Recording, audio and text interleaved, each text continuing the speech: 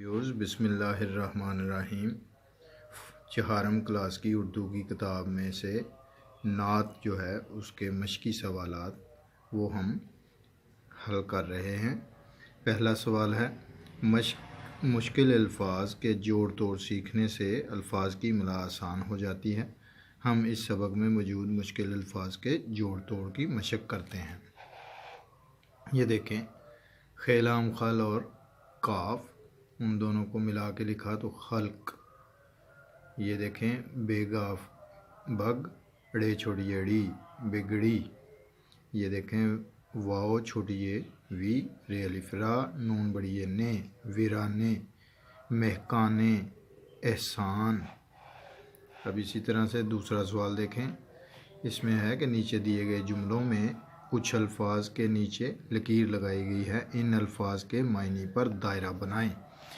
اب دیکھیں، حضرت محمد صلی اللہ علیہ وآلہ وسلم پوری خلق کے لیے رحمت بن کر آئے۔ اب یہ خلق جو لفظ ہے اس کے نیچے لائن لگی ہوئی ہے اور نیچے 3 جواب لکھے ہوئے ہیں، انسانوں، جانوروں اور مخلوق۔ تو خلق جو ہے وہ مخلوق یعنی پوری کائنات، پوری دنیا میں جتنے بھی چرند پرند انسان جانور سب کے لیے یعنی حضرت محمد صلی اللہ علیہ وآلہ وسلم رحمت بن کر آئے۔ آگے دیکھیں، ویرانے میں خوبصورت پھول کھلے ہوئے تھے۔ ویرانے کے نیچے ہے لائن، تو اس کا معنی تلاش کرنا ہے ہم نے۔ ان تینوں میں سے سرسبز باغ، غیر آباد جگہ، اونچے پہاڑ، تو یہ غیر آباد جگہ۔ آگے، حضرت محمد صلی اللہ علیہ وآلہ وسلم نے دنیا کو مہکایا۔ اب یہاں پر مہکایا لفظ جو ہے تو اس کی خوشبو پھیلانا یعنی سرسبز بنانا، محنتی بنانا، تو خوشبو پھیلانا اس کا معنی ہے۔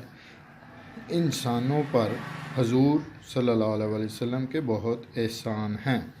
عنایت، کاپی کی حالت میں بگڑی ہوئی تھی۔ کاپی کی حالت بہت بگڑی ہوئی تھی، اس کا مطلب ہے خراب۔ اب نیچے ہے، نیچے کچھ الفاظ دیے گئے ہیں، ان الفاظ کے جملے بنائیں۔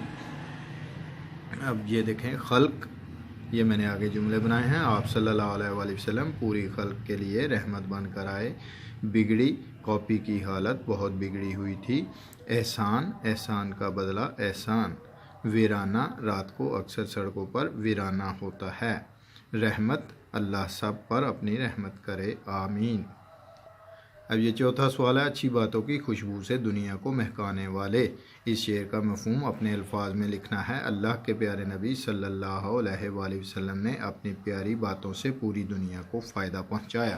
پانچواں سوال دیکھیں، مثال کو دیکھتے ہوئے دونوں کالموں میں لکھے گئے الفاظ کو درست طریقے سے ملا کر نئے الفاظ بنائیں۔ اب یہ دیکھیں، یہ حق ہے تو آپ کو یہاں پر دار نظر آ رہا ہے تو حقدار بن گیا۔ یہ با نظر آ رہا ہے تو یہاں پر ادب ہے، با ادب بن گیا۔ خوش قسمت یہ لکھا ہے، لا جواب یہ لکھا ہے، غیر حاضر تو یہ حاضر ہے اور یہ غیر ہے، دونوں کو ملایا تو غیر حاضر۔ آگے دیکھتے ہیں جی۔ اچھا جی، چھٹا ہے، ان جملوں میں اسم اور فعل الگ کرنے ہیں۔